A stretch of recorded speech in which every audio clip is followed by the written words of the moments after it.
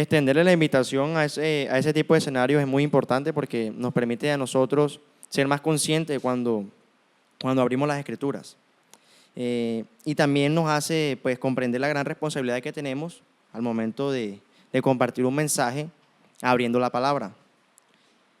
Todo esto pues, nos lleva profundamente a leer las Escrituras. Entonces hay un versículo que yo quiero compartir con ustedes que es el de 1 Corintios capítulo 15, versículo 58.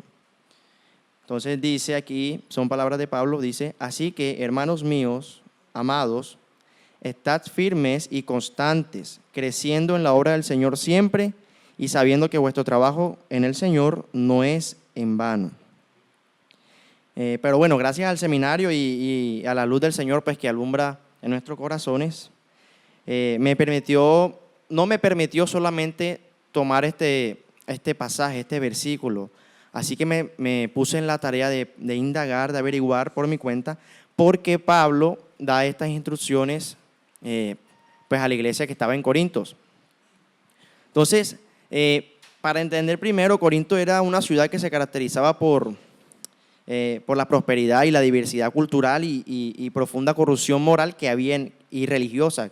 Eso es lo que había en Corintio. Pero la iglesia allí tenía muchos dones espirituales y eso lo podemos encontrar en 1 Corintios 1:7, que a pesar de que en la ciudad faltaba el entendimiento de las Escrituras, la iglesia tenía los dones del Señor, porque en 1 Corintios 1:7 nos dice: de tal manera que no os falta ningún don, esperando la manifestación de nuestro Señor Jesucristo, el cual también nos confirmará hasta el fin, para que seas irreprensible en el día de nuestro Señor Jesucristo. Fiel es Dios, por el cual fuiste llamado a la comunión con su Hijo Jesucristo, nuestro Señor. Entonces dice: os ruego pues, hermanos, que por el nombre de nuestro Señor Jesucristo, que habléis todos una misma cosa. Entonces aquí nos estamos dando cuenta que en la iglesia de Corintio, como mencioné anteriormente, tenían muchas discusiones y posiciones en cuanto a las Escrituras, y eso estaba causando después divisiones en la iglesia. Dice: si no estéis perfectamente unidos en una misma mente y en un mismo parecer. Entonces dice Pablo, muy importante, porque he sido informado. O sea, Pablo no estaba en ese momento en Corinto, sino se encontraba pues en otra ciudad, porque sabemos que Pablo era un apóstol que iba fundando iglesia y se encontraba en ese momento en Éfesos. Entonces dice: siendo informado acerca de vosotros, hermanos míos, por los que de Cloé, que hay entre vosotros contiendas. Quiero decir que cada uno de vosotros dice: yo soy de Pablo, yo soy de Apolos, y yo de Cefas, y yo de Cristo. Entonces, en el versículo 13, Pablo hace una pregunta y dice: ¿acaso está dividido Cristo? Entonces, es muy importante que nosotros, cuando empezamos a estudiar las Escrituras y hacemos todo ese tipo de estudios y todo lo que pues, el pastor nos transmite en cada enseñanza, es muy importante que no nos cerremos en una posición, porque ahí mismo lo dice: ¿acaso está dividido Cristo? Entonces nosotros no debemos entre los hermanos estar en esos debates que surgen cuando estudiamos las palabras. Entonces, ¿fue crucificado acaso Pablo por vosotros? ¿O fuiste bautizados en el nombre de Pablo?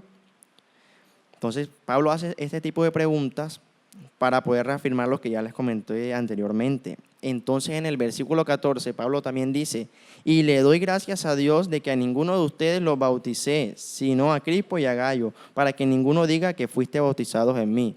Entonces, Pablo, al decir esto, está diciendo que nosotros, la congregación, la iglesia, debe estar centrada en lo que es verdaderamente importante y no desviarnos ni tener pleitos y contiendas por posiciones religiosas que nosotros tengamos.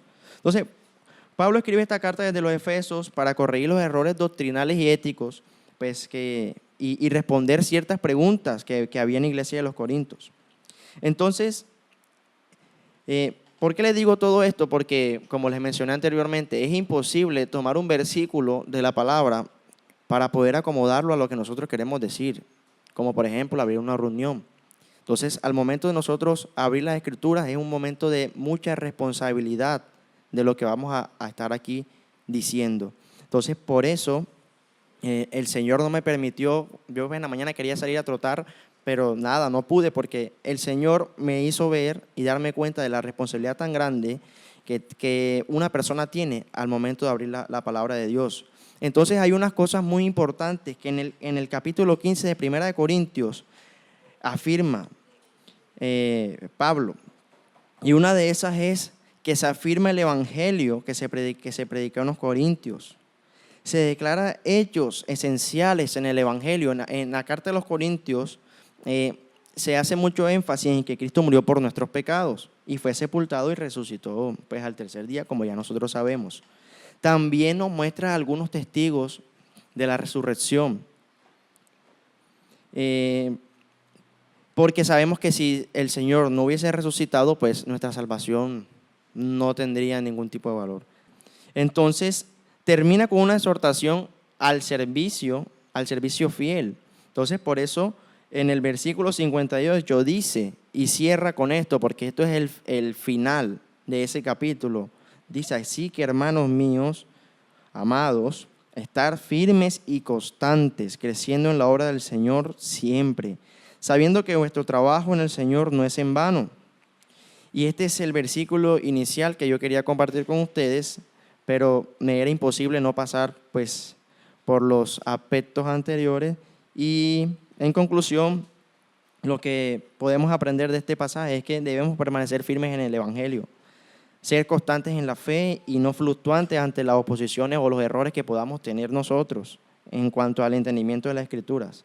También servir activamente en la obra del Señor en santidad y obediencia. Y, muy importante, tener esperanza, porque todo nuestro esfuerzo en Cristo tiene un valor eterno que por su resurrección nos garantiza de que nada es en vano. Entonces, vamos a colocarnos en pie, vamos a hacer una oración. Señor, muchas gracias por tu palabra, muchas gracias porque nos permites tener un espacio de enseñanza, un espacio donde tu sabiduría nos ilumina y podemos entender las Escrituras y estudiarlas cada día más.